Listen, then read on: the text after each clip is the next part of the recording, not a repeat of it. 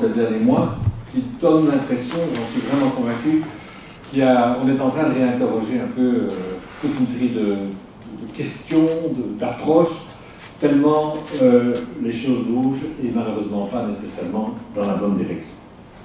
Dans mon exposé, je m'intéressais à deux dimensions terriblement importantes dans lesquelles on va retrouver des choses qui viennent d'être annoncées par Edwin, notamment la question des représentations, la question de la taxation et la question, bien sûr, des inégalités. Il y a quelques jours, j'ai fait un rêve qu'en 2030, les ménages wallons et bruxellois avaient réussi leur transition écologique en matière de logement. C'était un rêve, évidemment. C'était un rêve, et qu'est-ce qui m'a poussé à traiter de ce sujet-là aujourd'hui? C'est parce que je suis engagé modestement dans ma petite transition personnelle en matière de logement. Et je suis, au bout de ces travaux, convaincu d'une chose. En 2030, 20% au mieux des Wallons et des Bruxellois auront réussi leur petite transition écologique en matière de logement. Qu'est-ce qui explique ce pourcentage? Il n'est pas vrai à 1% près. C'est un ordre de grandeur et on peut le discuter. Mais de toute façon, il est largement en dessous de 50%. D'abord parce que c'est impayable. Nous avons un bâti en Wallonie et à Bruxelles en tellement mauvais état que c'est quasiment impayable de faire une transition écologique en matière de logement, je veux dire à la fois en termes d'isolation et de production d'énergie. C'est tout simplement inatteignable. Il y a une deuxième raison qui m'inquiète dans ce débat, c'est que tout le monde avance à l'aveuglette. Je m'explique. Il n'est pas possible, en tout cas moi j'en ai pas trouvé, d'avoir la réponse à deux questions très simples dans le fond quand vous faites votre petite popote de transition écologique personnelle. Un, est-ce qu'il vaut mieux démolir ou rénover? Avec plein de questions sur l'énergie grise, les éco-bilans, etc. Il n'y a pas de réponse aujourd'hui à cette question. Il n'y a pas de modèle, même approximatif, il n'y a pas de bureau d'études qui est capable de répondre clairement à la question. Dans mon cas, ou dans le cas de tel bâtiment, qu'est-ce qu'il vaut mieux faire? Et la deuxième inquiétude, c'est encore, à la limite, peut-être plus important encore.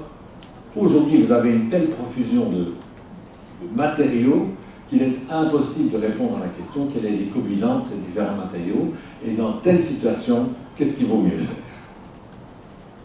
Si on couple ces deux dimensions, on est plutôt mal barré.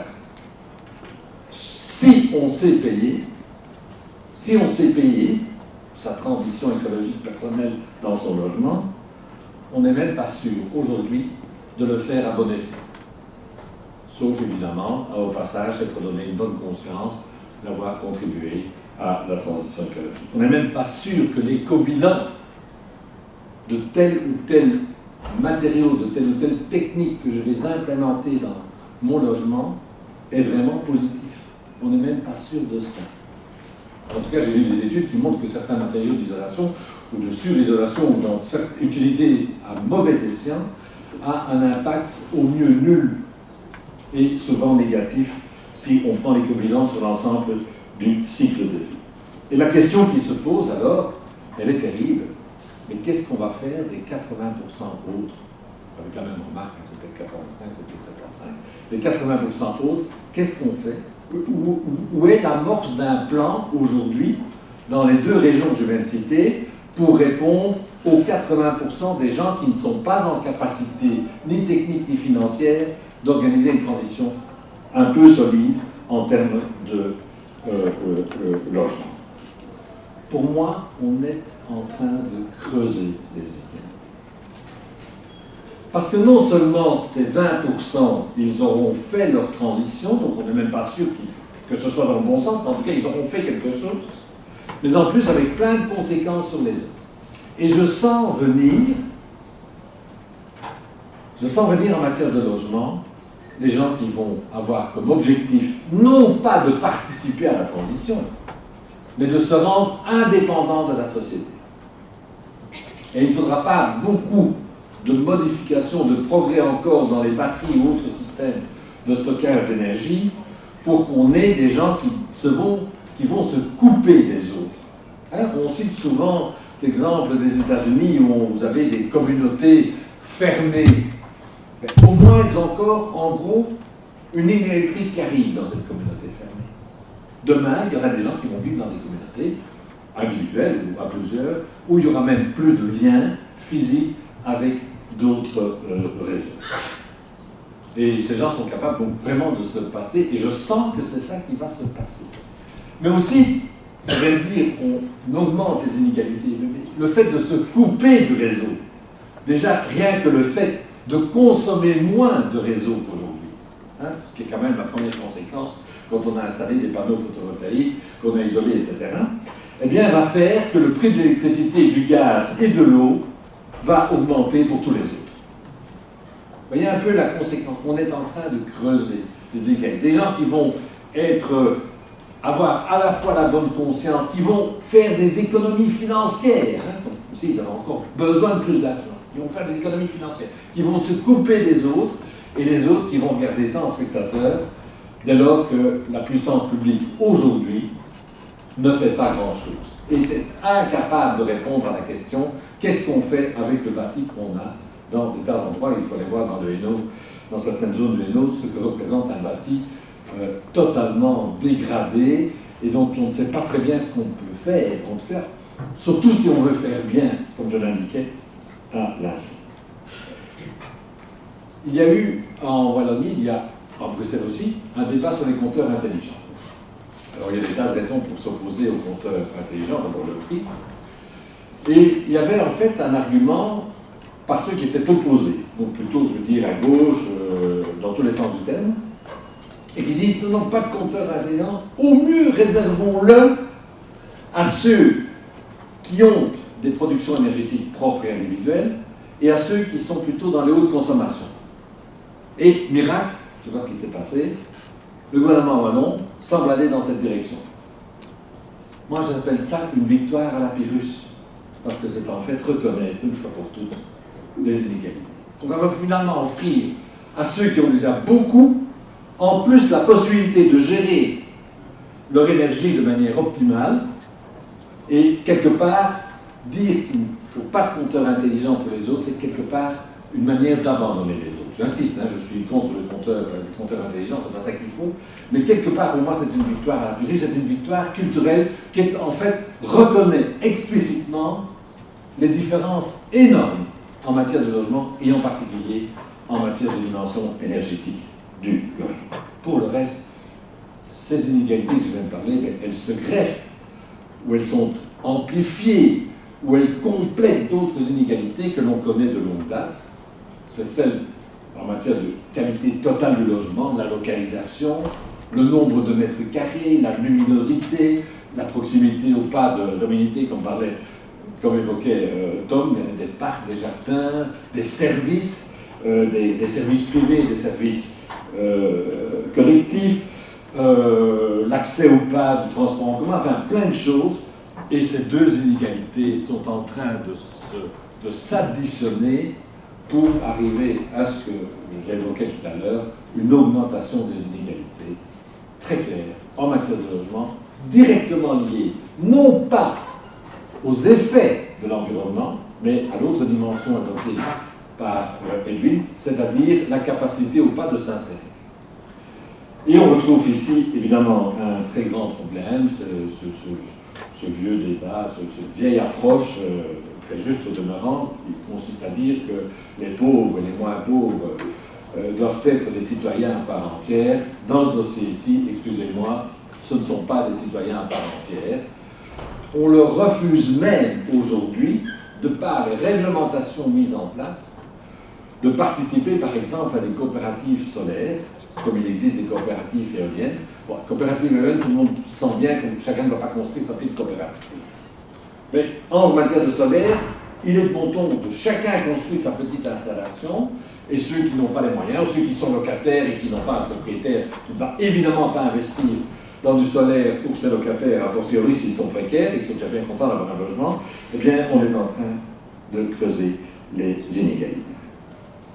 J'en viens alors à un élément important que je vais rappeler dans ma conclusion dans quelques instants, dans le domaine du logement, on a une surconsommation globale en termes d'espace, en termes d'énergie, malgré c'est un des secteurs pour lequel on a fait des progrès en termes d'émissions de CO2, mais néanmoins on a une surconsommation globale, mais on n'insiste jamais assez sur le fait qu'il y a une sous-consommation. C'est-à-dire qu'il y a des gens qui n'ont pas le niveau nécessaire pour atteindre un certain nombre d'objectifs, par exemple en termes de qualité de vie, y compris de maladie mentale, de santé mentale, pardon, au sein d'un ménage qui est obligé de vivre dans des tout petits logements. Et on va retrouver ici quelque chose aussi sur lequel je vais revenir dans mes conclusions, c'est évidemment la question des statistiques. On a des approximations sur le nombre de pièces, à travers l'enquête Silk, mais par exemple le nombre de mètres carrés, la luminosité, la qualité du logement, la qualité totale, des indicateurs de qualité totale du logement, tels que je viens de la définir, tout ça, à ma connaissance, mais Tom complétera peut-être si je me trompe, parce qu'il y a des choses qui sont en train de se faire, mais en tout cas, n'existe pas pour le moment. Et existe encore moins en termes de catégories socio-économiques ou par niveau de revenus. Mobilité, je serai plus court, parce qu'en fait, on peut faire le même type d'analyse. Il y a depuis toujours des inégalités en matière de mobilité. Elles sont en train de s'accentuer. Et en particulier, alors, ici, en termes d'impact sur l'environnement. Ces inégalités, elles sont ici aussi, on peut dire ici aussi qu'il y a à la fois pour certains une surconsommation de mobilité et pour d'autres une sous-consommation. Hein, comme Edwin fait allusion à ma petite expérience de terrain en matière de président de CPS, une des caractéristiques de la précarité aujourd'hui, c'est l'absence de mobilité, avec tout ce que ça implique. L'absence de mobilité. Il y a des gens qui ne quittent plus leur quartier. Alors, pour toutes sortes de raisons. D'abord, celle d'éviter la tentation. Hein? C'est pas évident hein, quand on ne sait pas répondre aux envies de ces enfants qui passent devant une vitrine de magasin. Eh bien, il y a des rues qu'on essaie d'éviter. Il y a des sorties qu'on ne fait plus. Mais aussi des questions purement financières. Le nombre de familles, de ménages sans voiture est en augmentation, particulièrement à Bruxelles, mais pas seulement. Et ce n'est pas uniquement la question des personnes âgées qui ne savent plus conduire. Donc, et tout ça pose des questions, évidemment, en termes d'accès à des choses. Donc, je me permets d'insister, je vais y revenir encore une fois dans la conclusion. Inégalité environnementale, c'est à la fois un problème de surconsommation globale, de surconsommation de certains ménages et de sous-consommation d'autres. Et c'est cette équation-là qu'il faut résoudre. Et elle n'est pas évidente, je vais essayer de le montrer.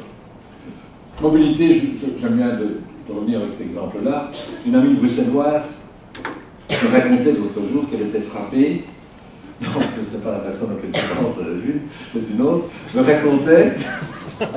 racontait qu'elle était frappée d'avoir des invitations en nombre croissant de personnes qui fêtent leur anniversaire ou une fête dans une autre ville européenne.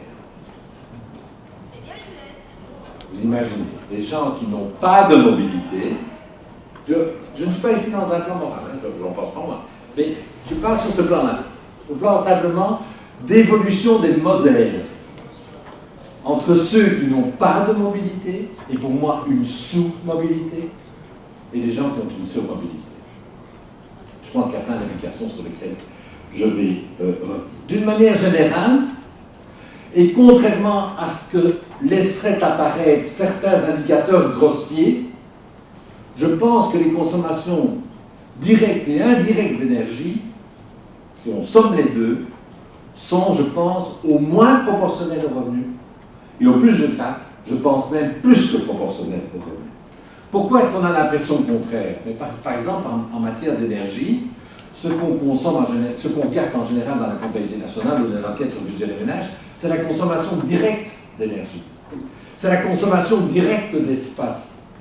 Or, au plus on monte dans l'échelle des revenus, au plus les consommations sont indirectes et pas directement prises en compte dans les indicateurs. C'est quoi les consommations indirectes? C'est les consommations indirectes en termes d'espace. Donc vous avez déjà un écart énorme entre celui qui doit vivre dans un logement social de 25 mètres carrés et les gens un petit peu aisés qui ont 100, 150, 200, 250 mètres carrés. Il y a déjà des carrément. Mais au plus on monte dans l'échelle des revenus, au plus vous avez des consommations indirectes. C'est l'occupation de l'espace public, c'est l'occupation des restaurants, c'est l'occupation de toute la culture, qui est évidemment plus que proportionnelle par rapport à l'évolution du revenu. Et en matière d'énergie, c'est la même chose. Au plus vous montez dans l'échelle, au plus vous avez des consommations indirectes d'énergie. Donc, quand vous allez au restaurant, quand vous prenez l'avion, etc. Bon, je vais tirer quelques conclusions. Vous n'avez pas été trop long? Non, ça va. Première conclusion, je me permets d'insister là-dessus.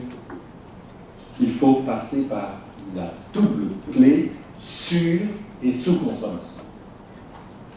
Ce qui nous renvoie quelque part au mot de besoin qui est dans la définition du développement durable du rapport Brundtland. On parle de besoin. Je pense qu'il faut analyser ce qui est aujourd'hui une sous-consommation d'un certain nombre de biens essentiels. Au total, il continue à y avoir une surconsommation, en tout cas en termes d'émissions de CO2 ou d'autres indicateurs de pollution. En matière de mobilité, il y avait d'autres indicateurs que seulement le CO2. Et comment est-ce qu'on va combiner ça? Il y a un parti récemment qui disait moins de profiteurs. Le problème, c'est que dans les questions qui nous occupent, nous sommes tous plus ou moins profiteurs. Et que, à ma connaissance, mais ça, Pascal fera ça mieux que moi, à ma connaissance, il n'y a aucun parti qui voit l'ensemble des facettes. Il y en a certains qui vont s'interroger à la consommation totale ou à la surconsommation totale. Certains vont s'interroger sur, souvent d'ailleurs avec des jugements moraux, et bon, il en faut aussi de temps en temps, sur la surconsommation de certains. Bon, surconsommation, c'est toujours les autres, c'est par définition. On peut parler des très riches que de ceux de sa classe ou de ceux qui sont juste au-dessus. Et certains parlent de sous-consommation, mais pas dans le sens que je viens d'indiquer, mobilité ou taille du logement, c'est plutôt en termes de revenus, de consommation totale. Et les trois facettes ensemble, c'est ça en fait, la difficulté qu'est la nôtre aujourd'hui. Aborder ces trois facettes ensemble. Je suis intimement persuadé qu'une des difficultés dans le débat que je viens d'énoncer, c'est que nous manquons d'indicateurs parce que nous manquons d'ambition, et nous manquons d'ambition parce que nous manquons d'indicateurs. Le serpent qui se mord la queue, mais c'est la réalité. J'ai entendu avec plaisir, Tom évoquait tout à l'heure, avant le début de la conférence, un certain nombre de travaux qu'il est en train de mener, et toute information est aujourd'hui indispensable. On a des instruments beaucoup trop grossiers. Écoutez, l'enquête sur le budget des ménages, c'est bien, c'est très intéressant, mais par rapport à la problématique des inégalités sociales en matière d'environnement ou de la justice environnementale, etc., eh bien, c'est beaucoup trop grossier. Notamment, si on veut introduire quelque chose qui me semble indispensable dans le débat. Si ce que je raconte n'est pas trop abstrait ou trop inutile, je pense évidemment que ça débouche sur des questions de taxation. Comment est-ce qu'on va taxer la surconsommation et comment est-ce qu'on va faire en sorte qu'il n'y ait plus de sous-consommation pour d'autres? Comment est-ce qu'on va organiser des flux de redistribution? Et ce qui me rend pessimiste dans ces deux dossiers, c'est que tous les deux, on est typiquement dans le blocage évoqué par Éluy Thomas. Il n'y a rien à faire. La question du logement, 4 façades, à l'extérieur, avec une certaine quantité de terrain, reste encore un modèle important chez un certain nombre de jeunes, ou moins jeunes d'ailleurs, sauf quand ils deviennent vieux, parce que alors là, il est bien en ville. La question de la mobilité, l'idée qu'on peut peut-être s'interroger sur le modèle qui consiste chacun à faire son petit développement durable, ou sa petite transition écologique perso, on touche des choses terribles, parce que un certain nombre de groupes ont bonne conscience en faisant ça, sans s'interroger sur les conséquences sur d'autres, et les plus précaires, sans s'interroger même sur le sens profond des conséquences de ce qu'ils font comme choix sur la transition écologique.